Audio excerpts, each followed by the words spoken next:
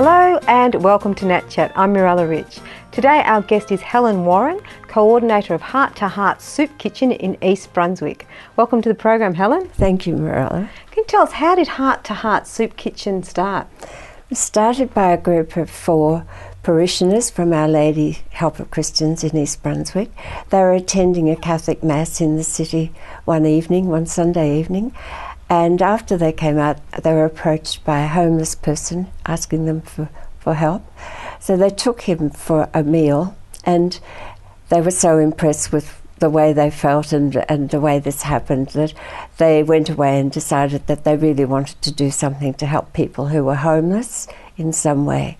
So they spoke to their parish priest, Father Victor Ferrugia, and he agreed to support them and offered them the kitchen at the hall at the church, where the kitchen started out 18 years ago. Wow. And at that time they were serving soup and sandwiches twice a week to people in boarding houses and units. Right. And they were Catholic women that started it. Yes. Does that mean they only had volunteers that helped them that were Catholic, or was it open to everybody? No, all denominations were assisting people from all walks of life, and also the people we assist are of any religion or no religion. That's right. So they're happy to assist anyone in need. Beautiful. And who are the group of Heart to Hearts? So just a group of volunteers who have come over the years. We've had a vast number of volunteers who've come along to give of their time. We have volunteers who come in for deliveries after their week's work, and there might be doctors, lawyers, chiropodist, chiropractors, IT people and accountants, all manner of people who give us a couple of hours on a Friday night. That's for the delivery team. And during the day we have people coming from on Thursdays and Fridays to cook the food. Wow. And how did the name come about, Heart to Hearts? It was actually formed on the feast of the Heart to Heart Soup Kitchen, on the Feast of the Sacred Heart. Oh, so, beautiful. Yes. And it's a beautiful name, Heart to Hearts, like yes. You're helping with your heart and they're receiving with their heart. Yes. It's just so lovely. And why do people volunteer to be a part of Heart to Hearts? What is their attraction to it? Well, they often say that they want to give of their time because to people who are less fortunate than themselves, and to actually help people in need, to go out and do that. And it can just be a couple of hours a month which they can give the time if that's all they have. So it's just doing that. And what do volunteers gain from working with Heart to Hearts? I think it's helping people in need and going out there to show people who are in need that there are people who care for them. And it's true, because you're happier when you're helping other people, and they're happy because they're receiving. So it actually just brings a lot more happiness to the world, doesn't it? Yes, it does, certainly. And what do volunteers need? What qualities do volunteers need to be a volunteer for Heart to Hearts? Well, firstly, to have the time to be away from their families or whatever, just to come and give this time to help, to be reliable, and also to be caring people who are happy to go out and brighten the lives of the people they visit, who are most grateful. And also this year, Pope Francis has said is the year of mercy. Would you like to talk a little bit about what he's said, which may encourage some people to volunteer as well? Yes, with his suggestions for this year of mercy to help all people in need. The first thing was to feed the poor, to look after the poor, nurture them and feed them. So that was one of his priorities in this, declaring this the year of mercy. And how did you yourself get involved in Heart to Hearts? I was a volunteer with St Vincent de Paul over in East Brunswick for about 16 years, and I was, during that time they were requesting people to go out on deliveries, so I started going out every Friday night to deliver the food, and then as more needs came up I just sort of stepped in until ultimately the coordinator resigned, and so I took over as coordinator, and that's 12 years ago. Oh, so, right. Yes. So you've been there for 12 years now? Yes, I was going to be there for 4 weeks, but it's still gone on. Wow, oh, that's yes. amazing. And yes. you've got a bit of a nursing background as well, haven't you? I'm a trained nurse, yes. Wow, gee. Yes. And are you enjoying working with it? How does it fulfil you to be part of Heart to Hearts? I think it's good to go home at the end of the day. It's been a long day doing, coordinating all the cooking, etc., and then the delivery team. So it's a long day, but going home, it's very satisfying to know that we've achieved that we've gone out to 100 people. We're doing 100 at the moment to help them to take, and they're grateful. So you you feed 100 people every week? Friday. Every yes. Friday. Gee, that's amazing. Yes. And what was it that one of your nursing coordinators said to you when you started nursing that was quite Never walk influential? into a room without seeing something that needs doing. That's so beautiful. it was a legacy I was handed then. So I guess there's so much out there that needs to be done in all walks of life. So it's just nice to pick up and go with that. Right. And what kind of feedback do you get from the volunteers that you're helping? Do you ever get any feedback from them? But not the volunteers, the people that you're actually helping. Yeah. Yes, yes, we do. They're very grateful. I have some lovely cards here that... Okay, would you like to read one of the cards? Maybe okay. we can read a few as the program goes. Yes, yes. This is from one of our girls we've assisted for a long time. She's made the card, and this was actually at Christmas. And I thank each and every one of you for preparing and delivering our meals. I always look forward to a Friday evening. It's always a joy to see all of you. Once again, thank you. And she has made that card herself. That's beautiful. Yes, yes. It's good to get the feedback, you know, Yes. and it makes them happy to receive as well. Yes. And the thanks as well. It's Yes. nice. That's Yes, good. very good. Yes. Beautiful. And would you like to read one more? Yes, okay. One more before we go to break. Okay, yes. This one is all the meals you kind folks prepare. Many thanks. After all these years, I really look forward to seeing you every Friday night. The food is always good, the best because it's cooked with love and care. That is what matters most. Your greetings and smiles that makes every meal perfect. We are all so blessed, and we thank everyone who comes to help. So it's beautiful. Nice. Yes. And you feed a lot of boarding houses too, don't you? Yes, currently we go to 6 boarding houses. There might be 12 residents in the boarding house, so they all receive meal and fruit and milk and food, whatever we have received during the week to give out. Beautiful. We'll have to continue in a moment. We're about to go to a break. Okay. You're watching Nat Chat. Stay with us. We'll be back with more very shortly.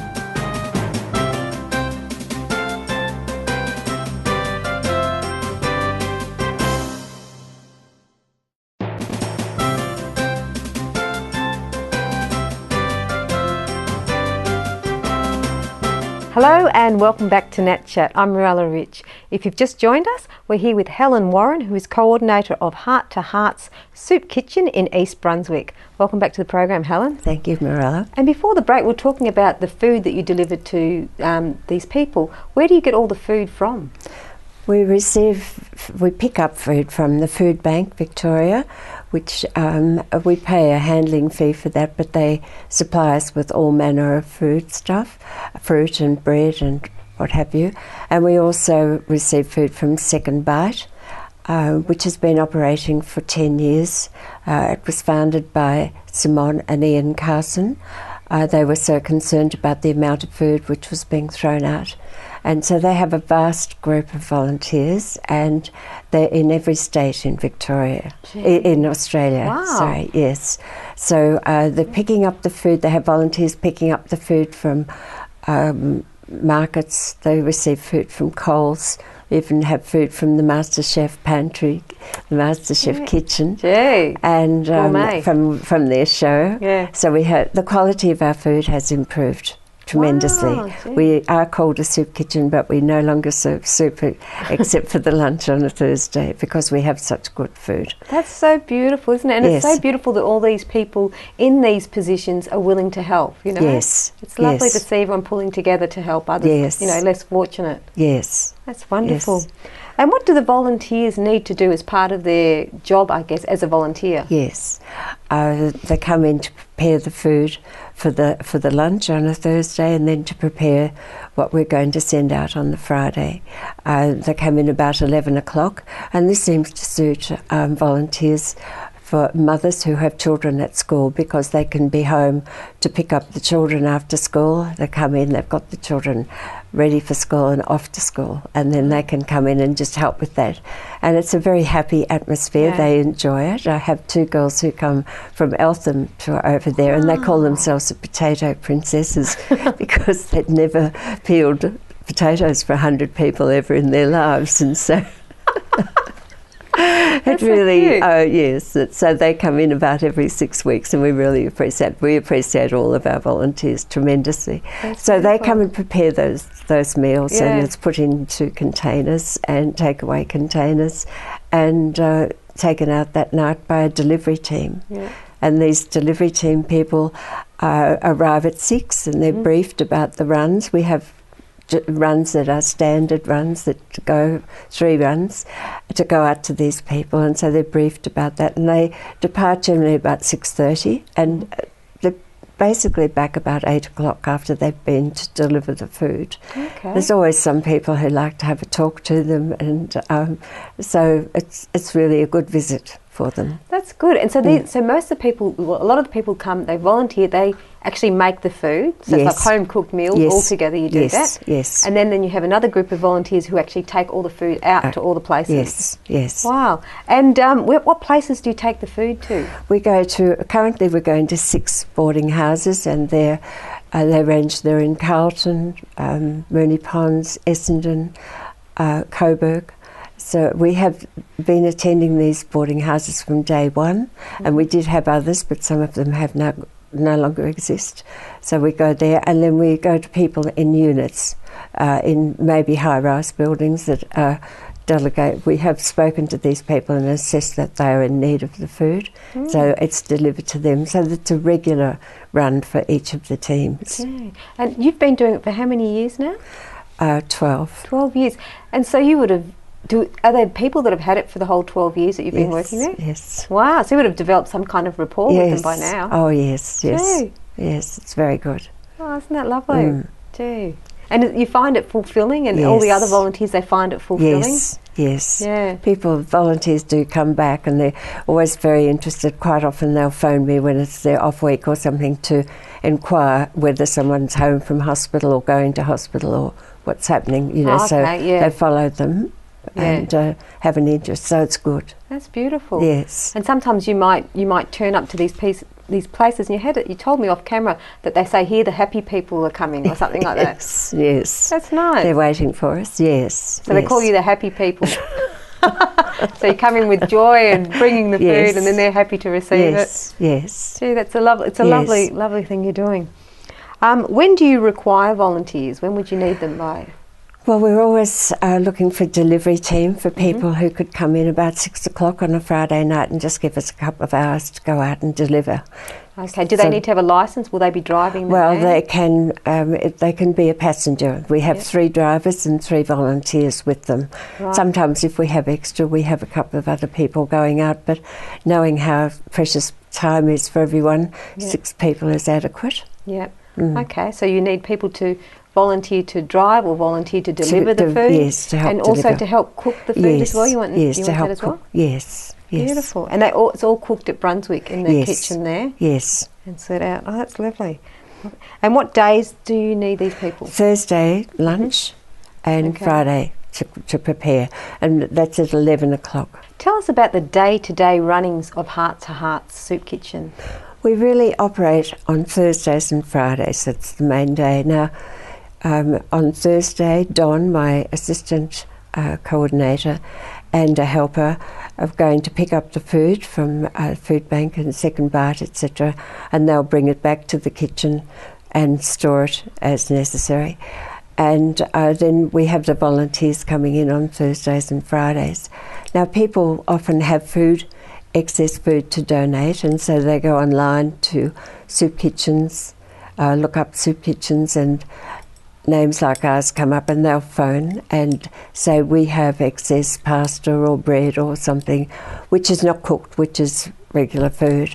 And so we then go during the week to pick that up to suit them. It's always basically, if it's bread, it's been cooked and they need us to go there at a particular time, so we do that.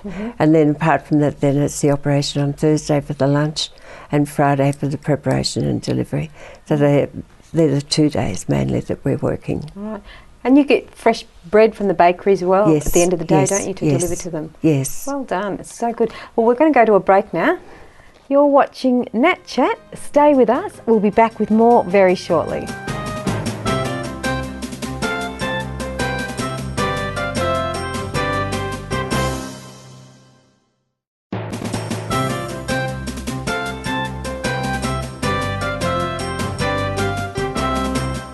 Hello and welcome back to Nat Chat. I'm Mirella Ridge. If you've just joined us, we're here with Helen Warren, the coordinator of Heart to Heart Soup Kitchen in East Brunswick.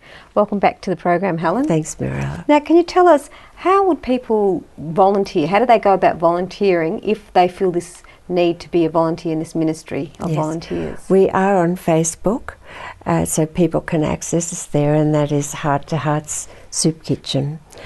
So they can go onto there, and that has all our details. So that would be the best way to contact us. Beautiful. Otherwise, to Google Soup Kitchens, and we will come up on that as well. Okay, beautiful. And what situation are the people in that you're delivering the food to? Mainly these people are on pensions, so we have disability pensions, age pensions, New Start, etc. And people in boarding houses, their board is already taken out of their pension, so they have a limited income. So this is one way that we can help them, by giving them a hot home-cooked meal. Yeah.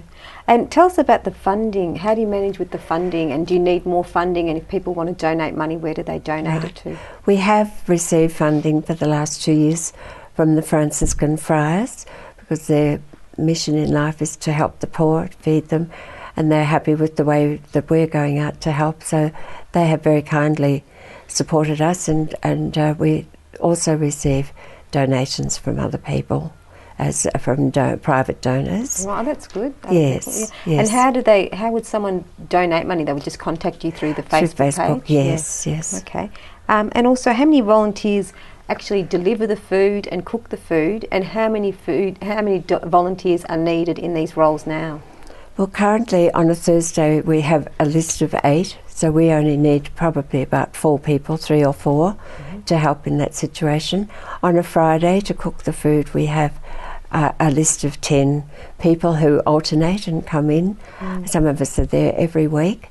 And then with the volunteers we currently have 20 on our register, so it would be really helpful if we had another 20 to lighten the load for the ones who've been with us for quite some time. Right. And since everybody are volunteers that help you, what if someone just doesn't turn up one day, and you're missing a staff member, but they're actually vital for the link in the chain? Well, what do you do? We do have people to call on, or Don, my assistant, or myself. We go out to do the run as well. Okay. So it's always covered. But we like to get plenty of notice, and then we can get someone else to step in. And you also travel in twos, don't you, when you deliver the food? So everyone's always with someone else. Yes. Yeah. And also it's all hygienic, and you follow a certain rule as well, don't you, with that sort of thing? Yes, we do. We have our health and safety program, and a number of us have certificates so that we are authorised to cook in a commercial kitchen as it is. And you yourself have a nursing background as well, don't you? So you've learnt a lot about all that sort of thing through that, I guess. Yes, I have. And who does the negotiation for all the food to be done, to be delivered? Well, Don, my assistant, he phones the orders through, and then at Second Bite they allocate a certain amount of food to us each time, and we put requests into Food Bank. Right. And so from here, what would you say looks like the future for this soup kitchen? Well, the need is always there, and the need is growing in these days, so we would hope that it will continue, and with more help from volunteers we can keep this going. It's been going now for 18 years, so there's no reason to see it stopping. Our parish priest is very happy to have this happening over there to help. And is the same priest helping, or is it a different priest helping now? Father Michael Casey is our parish priest now. Yeah. So he's very supportive too. And the volunteers you have had over the years, how did they each find out about it? A lot through word of mouth. People at university, etc., would mention it to others that they were going. Mainly word of mouth. I'm doing the soup kitchen, and so someone will say, "Oh, I'd like to help," or "I'd like to come along and see what you do." And at some point, you had senior school students as well helping out, like Yes. like a classroom experiment or Yes. some sort of project, wasn't it? Yes. Yeah. They've been asked, I think it's in the curriculum for this year, that in some classes that they need to do a project on being out in the community and helping. So we have had several students come and help to go out on deliveries, and also to see the lunches, to see what happens with the people and meet the people that we're helping. And I guess you'd build quite a nice bond with all the volunteers that do help. Yes. How many have been there from the year dot, like the beginning? So many, hundreds, that's I would say. Isn't it? Yes. Gee. So they're very dedicated, aren't Yes. Well, this is going back. People leave and go interstate, or they're having a family, or situations change and their hours change. Yeah. So a lot of people have gone through the kitchen. And you've got some, quite good people. They're already working full time as a doctor, lawyer, or whatever their fields are. Yes. And then after those jobs, they come and help with the soup kitchen as well. Yes. It's very dedicated. Yes. It's beautiful. Yes. And can you tell us a little bit about what inspired you in this field, as well as like nursing and this field of giving and helping others? What inspired you to sort of go down that avenue? It was just our family and the way we were brought up to help people, and like so many others, and just to see that there are needs out there and step out and help, really. Because you also, nursing, I think that's where it stems from, that you're there to help people. Yeah.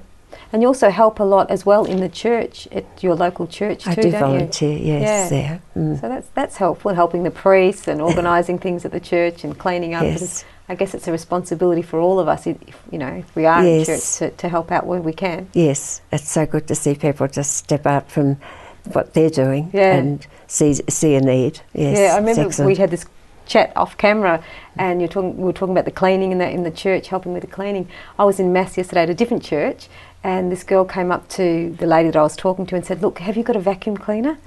And she said, "What for?" She goes, "Look, I saw some dirt outside there near the confessional. I want to clean it up." And I thought, wow, that's good. She just sort of took it upon herself to ask for a vacuum cleaner. She was just a parishioner at the church to clean it up. She said, "I want to clean it up so it just doesn't look messy, to have the church nice and respectful." Yes, just general housekeeping as we do at home. Yeah. It's really good to see that. Yes, excellent. Well, thank you so much for coming on to the program.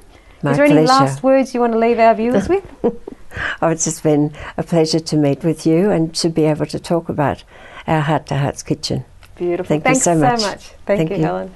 You've been watching Nat Chat. I'm Mirella Rich, and our guest was Helen Warren. I hope you enjoyed the program, and don't forget, if you can help out at Heart to Hearts Soup Kitchen in East Brunswick, they'll be more than willing to receive a call from you. See you soon.